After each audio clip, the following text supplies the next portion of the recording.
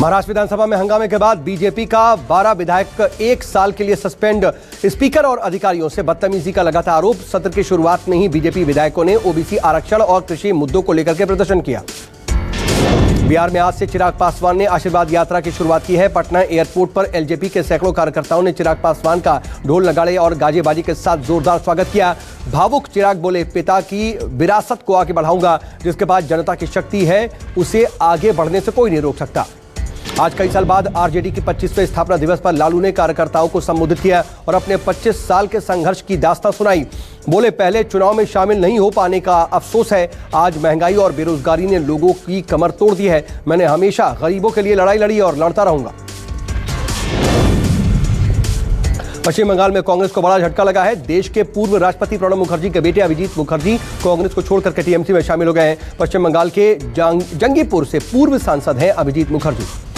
सूत्र के हवाले से खबर, इसी हफ्ते हो सकता है मोदी मंत्रिमंडल का विस्तार। 15 नए मंत्री कैबिनेट में शामिल हो सकते हैं। माना यह भी जा रहा है कि जिन राज्यों में चुनाव होने हैं उन राज्यों के नेताओं को मंत्रिमंडल में तरजीह दी जाएगी।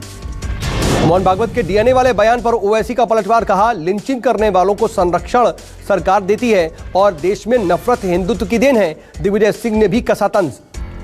ओवैसी के बाद अब बीएसपी की सुप्रीमो मायावती ने भी पलटवार करते हुए कहा कि आरएसएस और बीजेपी की कथनी और करनी में बड़ा अंतर है। मोहन भागवत का बयान मुंह में राम बगल में छुरी जैसा है। आरएसएस के एजेंडे पर चल रही है बीजेपी सरकार। भागवत के बयान पर केंद्रीय मंत्री मुख्तार अब्बास नकवी बोले, अब गुमराही गैंग की पोल खुल रही है। दिग्विजय पर हमला बोलते हुए नकवी ने कहा, वो भी गुमराही गैंग के सदस्य हैं। अब संघ की बात और सोच लोगों तक पहुंच रही है तो इन्हें बेचैनी हो रही है।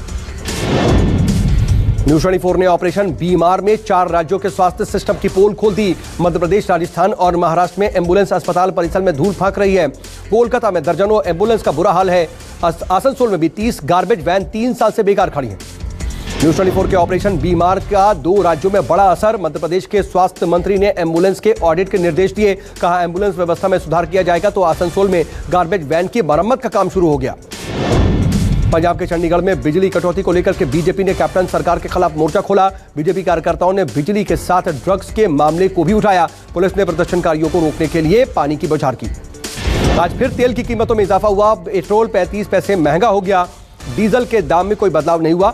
दिल्ली में आज पेट्रोल 99 रुपए 86 पैसे प्रति लीटर हुआ। तो वहीं देश के 11 राज्यों में पेट्रोल 100 रुपए लीटर के पार है। पेट्रोल डीजल की बढ़ती कीमतों को लेकर के आज दिल्ली में कांग्रेस ने केजरीवाल सरकार के खिलाफ जोरदार प्रदर्शन किया। कांग्रेस कार्यकर्ताओं ने सीएम केजरीवाल के घर के बाहर डेरा डाला। पेट्रोल डीजल पर से वैट घटाने की मांग की। समाजवादी सरकार के दौरान अखिलेश यादव के dream project Gomti river front में हुए घोटाले की जांच कर रही सीबीआई ने आज देश के 42 अलग अलग ठिकानों पर एक साथ छापेमारी की और अब तक 190 लोगों के खिलाफ एफआईआर दर्ज की गई है। दिल्ली के लाजपत नगर सेंट्रल मार्केट को अगले आदेश तक के लिए बंद कर दिया गया है, जबकि 5 दुकानें सील कर दी गई हैं। बताया जा रहा है कि कोरोना गाइडलाइंस का यहां पर पालन नहीं करने की वजह से यह फैसला लिया गया। देश में लगातार घट रहे कोरोना के नए मरीज। पिछले 24 घंटे में 39,796 नए केस, 723 लोगों ने तोड़ा दम। देश में कोरोना के एक्टिव मरीजों में भी देखी जा रही है कमी। सक्रिय मरीजों का आंकड़ा 5 लाख से कम हुआ। एक दिन में 42,352 लोग कोरोना से ठीक होकर के घर लौटे। कोरोना के खात्मे के लिए देश में तेजी से जारी है वैक्सीनेशन। एक दिन में 14 लाख से ज्यादा लोगों को टीका लगाया गया। देश में अब तक 35 करोड़ से ज्यादा लोगों को टीका लगाया जा चुका है। कोरोना संक्रमण की संभावित तीसरी लहर को लेकर के वैज्ञानिकों ने नई जारी की है चेतावनी।